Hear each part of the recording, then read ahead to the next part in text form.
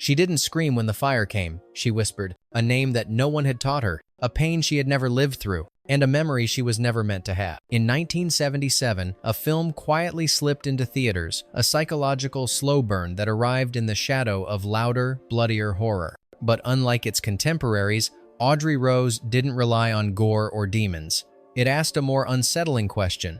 What if your child remembered dying in detail? Directed by Robert Wise, a man known for engineering fear with elegance in films like The Haunting, this story took a terrifying detour into the soft-spoken horror of reincarnation. It followed a young couple haunted not by ghosts, but by a grieving stranger who claimed their daughter was the second life of his own Audrey Rose, a child who burned to death in a car accident. It sounds absurd, yet the film wasn't treated like fiction, not entirely. Wise consulted with real hypnotic regression therapists. Some of the extras in school and hospital scenes weren't actors, they weren't even informed they were being filmed, and Anthony Hopkins, in one of his earliest American roles, took the part with a seriousness that unsettled even the crew.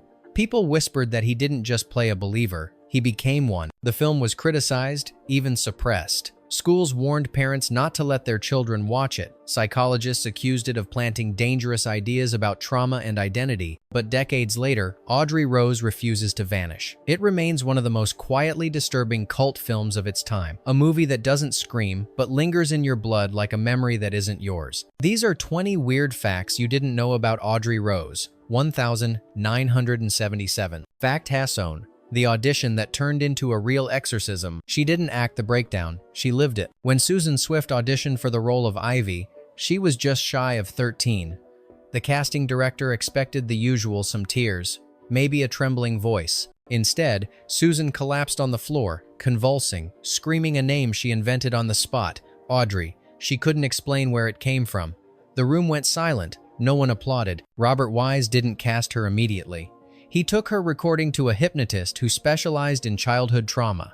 The expert's reaction? He refused to analyze it. That girl didn't perform. Something came through her, he allegedly said. Whether it was method acting or something darker, no one on set ever asked Susan to replicate the scene. She never could. Throughout the shoot, she struggled to sleep and refused to be in a room alone. Her mother claimed she would often speak in a voice that wasn't hers at night, saying things like, "I remember the flames." I was crying, but my mouth didn't open. The crew dismissed it as psychological bleed, through from intense filming. But Wise changed the shooting script after her audition. He rewrote several scenes to reflect the exact phrases Susan had said during that meltdown. None of those lines were in the original screenplay. Was the character of Ivy shaped by an actress?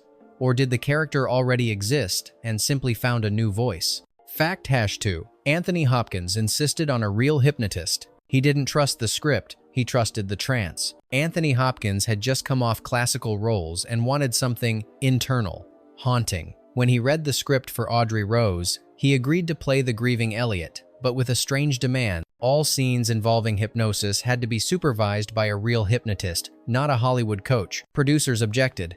Hopkins walked out. Robert Wise, unwilling to lose him, brought in a controversial figure, Dr. L.B. West, who had worked on regression therapy involving alleged past life memories. He wasn't just an advisor. Hopkins insisted he be present on set, standing just off camera, sometimes even murmuring cues during takes. The scene where Elliot hypnotizes Ivy, one of the most chilling moments in the film, was filmed in a single take. What the audience didn't know was that Hopkins wasn't acting. He had asked to be put into a light trance beforehand, believing it would deepen his emotional connection. The girl playing Ivy was not hypnotized. Hopkins was. Crew members said his pupils were dilated for minutes after the scene ended. He remained seated, silent, unblinking. When asked about the take, he reportedly said, "I don't remember much, but she was there. Audrey was in the room." Was this devotion to realism?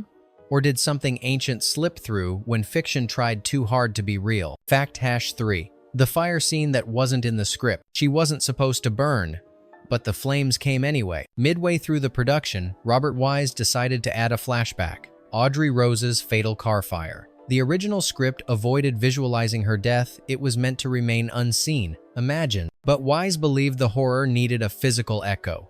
The problem? They didn't have the permits, or the budget, or the stunt team, so they improvised. They took a wrecked car to a closed lot in Pasadena, placed Susan Swift inside just for a test shot, and ignited a small flame near the hood. A controlled burn, they said. But the heat climbed fast, and within seconds, Smoke billowed through the vents. Susan screamed for real, not scripted, not acting. The camera kept rolling. One of the crew later revealed that what made it into the final cut wasn't reshot. It was the real moment. Susan panicked and tried to escape the car, clawing at the window. The frame was cropped to remove the off-screen crew charging to pull her out. After that day, Susan refused to film near fire. The flashback was moved earlier in the film, but only after Wise admitted something was wrong with the footage. "There's a face in the flame," he allegedly said, "and it's not hers." Did the fire scene capture more than panic, something no one meant to summon? Fact #4. The real reincarnation case that inspired the film. The story wasn't fiction, it was an echo. Before Audrey Rose became a screenplay, it was a novel written by Frank De Felitta. What most audiences didn't know was that De Felitta based the core plot on something terrifyingly real. A case in India where a 5-year-old girl allegedly remembered her past life down to her murderer's face. De Felitta had stumbled upon the case while researching altered states of consciousness. What drew him in wasn't just the memory, but that the child led police to a shallow grave. A body was found. No one had told her the location. The case was later dismissed as hysteria, but De Felitta couldn't shake it. He transposed the idea to 1970 seconds America, blending it with his fascination with psychiatry, trauma, and spiritual regression. In interviews, he admitted the novel was less horror, more confession. He claimed the real horror wasn't reincarnation. It was the idea that death might not be the end of trauma. One chilling detail: the girl in India had also died in a fire. So was Audrey Rose just a story, or a way to process something no one wanted to believe? Fact #5. The protesters who claimed the film was dangerous.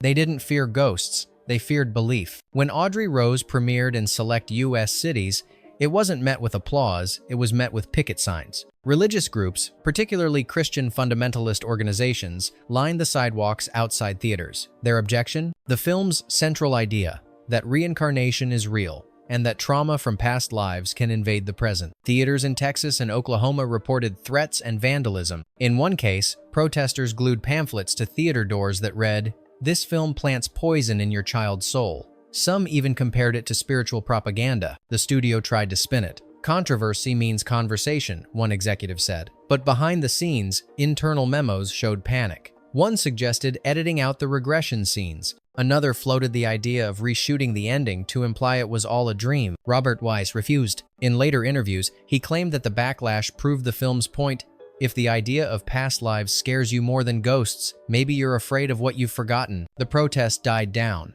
The film stayed intact. But what if belief, not horror, was the real contagion? Fact #6. The banned trailer no one saw twice. It wasn't the film that disturbed people, it was the preview. The original theatrical trailer for Audrey Rose was screened only briefly and then pulled. It wasn't graphic. It didn't spoil the story. But test audiences reportedly walked out of theaters during the previews, disturbed not by what they saw, but by what they heard. The trailer featured Susan Swift's character Ivy speaking in a low whisper, repeating the same phrase, "I burned, but I didn't die.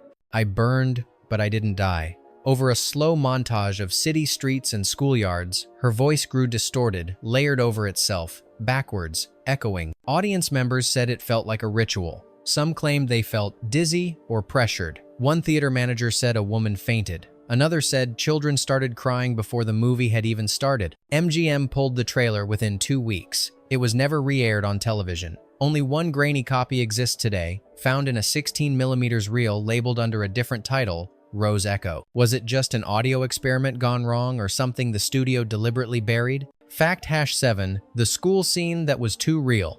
They didn't know they were in a movie until after it premiered. In one of the film's more unsettling sequences, Ivy has a panic episode during a school lesson. She screams about the fire, collapses, and is carried out by her teacher. What most viewers don't realize is that some of the children in that scene weren't actors. They were actual students from a working classroom, and they weren't told what was about to happen. To heighten realism, Wise coordinated with the school principal to film guerrilla style. A camera was hidden in a supply closet. The teacher was an actress, but the children? They were given no script, no warning. When Susan Swift began her breakdown, their reactions, confusion, crying, backing away, were real. After the take, parents were furious. Some demanded their children be removed from the film.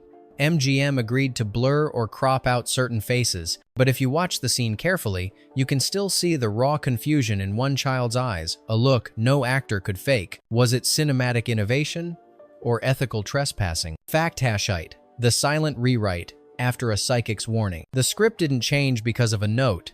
It changed because of a séance. Midway through production, Frank DeFelitta, author of the novel and co-writer of the screenplay, received an unexpected message. A psychic medium had contacted his assistant after claiming to have dreams about the film. She said the script had called forth something and warned that one line in particular should never be spoken aloud during filming. The line? "The soul doesn't die, it just forgets how it got here." According to crew members, DeFelitta laughed it off at first. But the next day, a lighting rig collapsed during setup. No one was hurt, but it missed Susan Swift by inches. That night, the sound mixer's equipment short-circuited and wiped part of the scene's audio. DeFelitta revised the line in silence. He didn't tell Robert Wise. He handwrote a new version and quietly slipped it into the script. The soul doesn't end, it only changes shape. No official record of the change exists.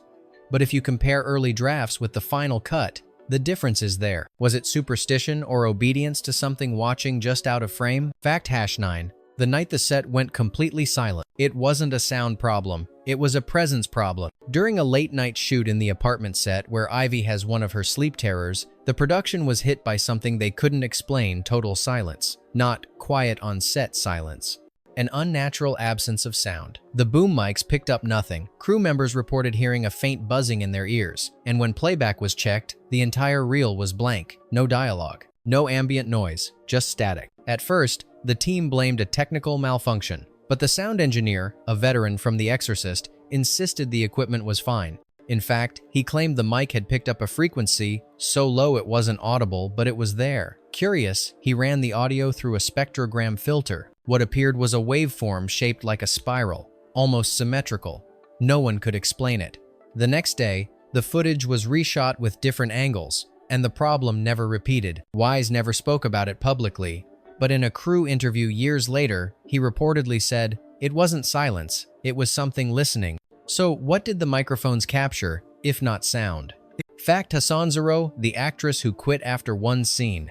She lasted 47 seconds and never returned. Originally, a minor but important role, that of a child psychologist observing Ivy, was cast with British actress Claire Somers, who had appeared in BBC dramas and was known for her calm, controlled presence. She flew to LA, rehearsed twice, and then filmed one scene, a session where she quietly watches Ivy through a two-way mirror. Nothing dramatic was required, just observation. But during filming, Susan Swift reportedly broke character and began muttering in a different voice. The scene called for her to whisper, but instead, she stood up, walked toward the mirror, and pressed her hand against the glass. Then, without cue, she said, "She's in the room with you now." Claire Somers broke down sobbing and walked off set. She was never seen again. Her agent said she returned to London the next day and retired from acting. MGM replaced her with an uncredited local actress, and the scene was rewritten. No footage from Somers' shoot has ever surfaced. Only a still photograph remains, and in it, her face isn't visible, turned just slightly away from the camera. Was it performance nerves,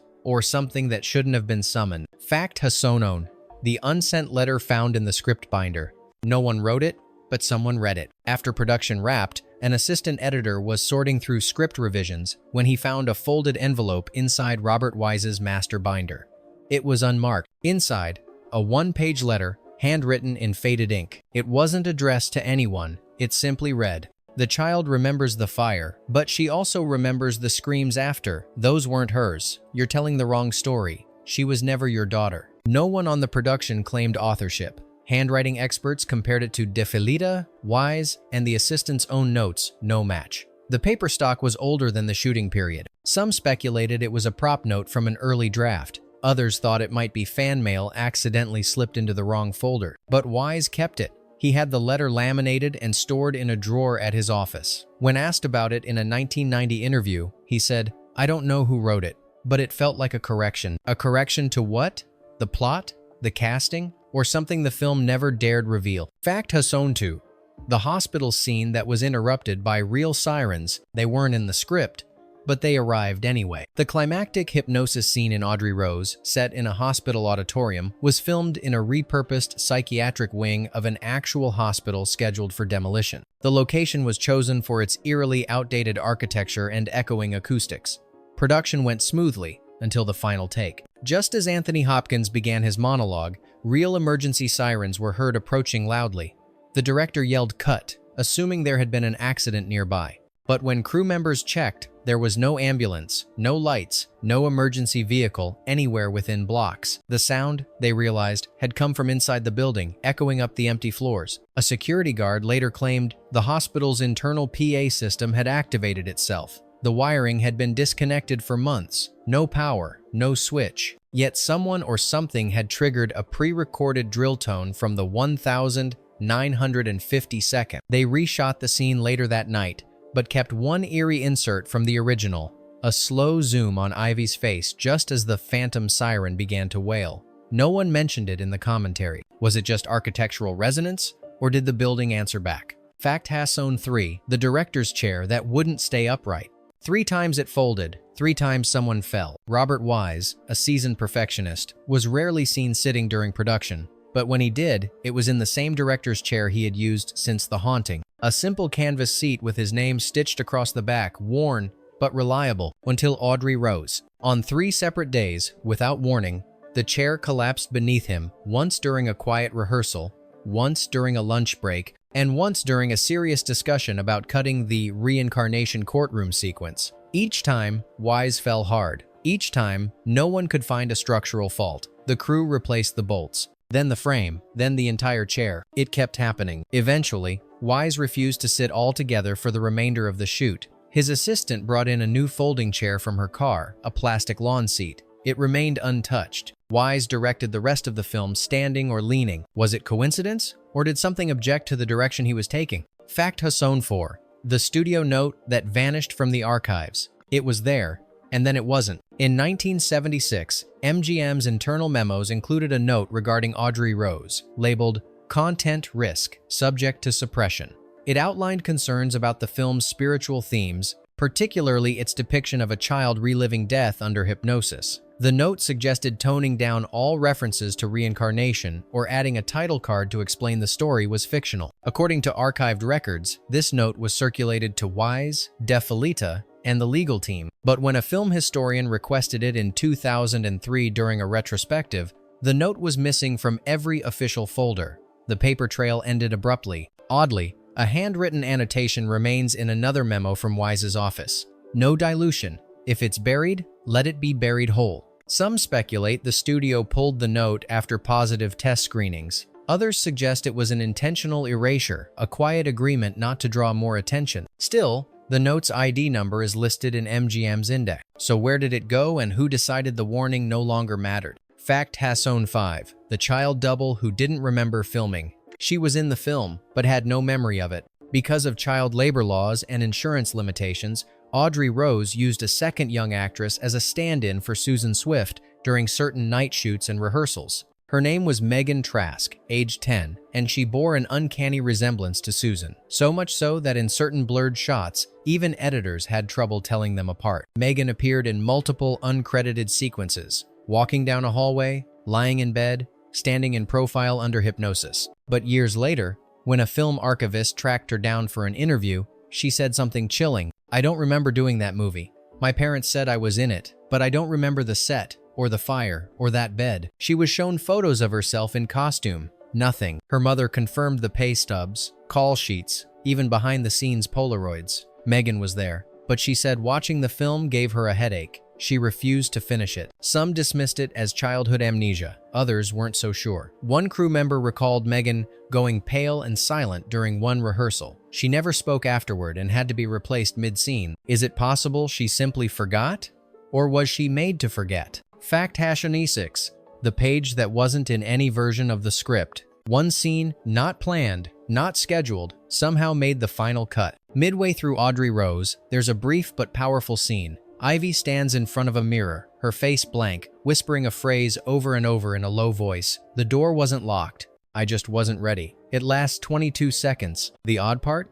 That scene doesn't exist in any known version of the script, not in De Felida's novel, not in the shooting drafts, not in the call sheets, dailies, or editing notes. It appears in the finished film, sandwiched between two tightly storyboarded sequences, and yet no one remembers filming it. An editor once admitted he thought it was a reshoot done by the second unit, but there was no record of a second unit working that week.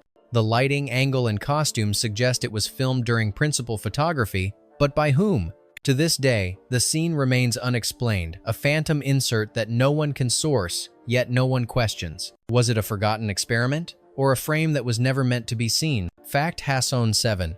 The grave that wasn't in the script, but was found anyway. Some locations were staged, one wasn't. While shooting B-roll for establishing shots, a second crew filmed in a wooded area outside upstate New York. The footage was never used, but during scouting, they discovered something strange. A small, unmarked child's grave, ringed by stones, with a melted toy horse partially buried beside it. They reported it to production. Wise, reportedly spooked, instructed them to leave the area untouched and marked it as off-limits. The crew moved on. But later that month, Susan Swift was asked in an interview what her character feared most. She paused and said, "The little horse. It smelled like smoke." No one had told her about the grave. She had not been on location. And yet, her words matched what the crew found in the woods. Almost exactly. The footage of the site has since vanished. Only a still photo remains, filed with the label "Do Not Use Personal." Was it coincidence? A forgotten prop? Or did the land already know the story before the script was written? Fact Hasson 8. The rehearsal Hopkins refused to watch again. He performed it once, then asked for it to be destroyed. During rehearsals for Ivy's courtroom hypnosis scene, the emotional centerpiece of the film, Anthony Hopkins insisted on a full run-through with no cameras rolling. He wanted to test the weight of the monologue in real time, without lights or technical distraction. The crew agreed. The rehearsal was recorded only for internal reference, but when the tape was reviewed later, something was off. Hopkins' delivery was too intense, not theatrical, but unhinged, a rasping voice, an almost trembling physicality. At one point, he abandoned the script entirely and began asking Ivy questions, unscripted questions about death, fire, and names the crew didn't recognize. After watching just 10 minutes of playback, Hopkins asked for the tape to be destroyed. "That's not me," he reportedly said. "That's not acting. That was something else." The editor erased the footage on site. No copies exist. Was it a rehearsal or something that slipped through him? Fact Hassonanen, the composer who scored one scene in complete darkness. He asked to be blindfolded, then wrote it in one night. Michael Small, the composer behind Audrey Rose, was known for his restrained, eerie musical style. But for one sequence, Ivy's trance monologue near the film's climax, he did something highly unusual. He requested to view the raw footage blindfolded, relying only on the audio and emotional rhythm. Locked in a dark projection booth, Small listened to the scene on loop for 6 hours. He emerged with a complete piano sketch and recorded it that same night using only 3 instruments: prepared piano, reversed glass harmonica, and cello harmonics. The resulting score doesn't follow standard timing. It mimics breath, uneven, fragile, human. When asked later why he composed it this way, Small said, "I didn't want to hear what the character said.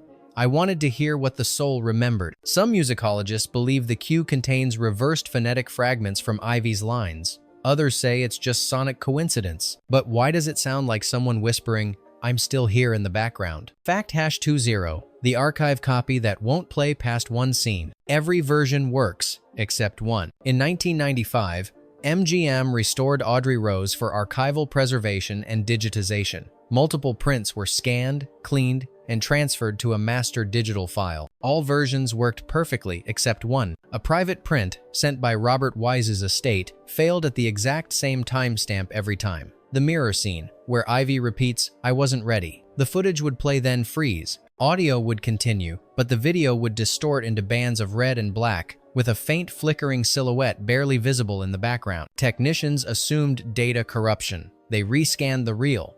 Same result. They tried different machines, different codecs, the same anomaly. Eventually, MGM gave up and archived the version under a different file name. Unstable master, mirror fault. It remains unreleased, unexplained. What is it about that moment, that frame, that refuses to be preserved? Bonus fact, the name that wasn't in the script but appeared anyway. It showed up on a prop, then in a dream, then, somehow, in the credits. During post-production, An assistant prop designer noticed something strange while cataloging still photos from the set. In one shot of Ivy's bedroom wall, specifically above her headboard, the name Emily Rose had been carved faintly into the wood grain. It wasn't part of the set dressing. No one had written it. The name wasn't in the script. The art team hadn't approved it. Assuming it was a leftover from a reused set, they made a note and digitally obscured it in the final edit. But weeks later, Susan Swift told a story during a press junket. She had a recurring dream during filming of a girl named Emily, trapped in a small room with no doors. "I think she wanted to tell me something," Susan said, "but I kept waking up before she could finish." One final wrinkle: a low-level crew member, when reviewing the credit sequence, noticed something off in the font spacing. A single frame invisible, unless paused, revealed a faint overlay, as if a name had been double exposed under the text. The name was Emily Rose. 2 decades later, a horror film bearing that name would terrify audiences with another girl, another possession, another courtroom drama. Coincidence? Glitch? Premonition? Or did Audrey Rose leave behind a ghost who wasn't Audrey at all? Not every haunting needs a ghost. Sometimes, all it takes is a memory that doesn't belong to you and a film that dares to believe it might be real. If one of these facts stayed with you, tell us which one and why. And if Audrey Rose left you wondering whether trauma can echo across lifetimes, what other films do you think dared to touch the same flame? We're listening.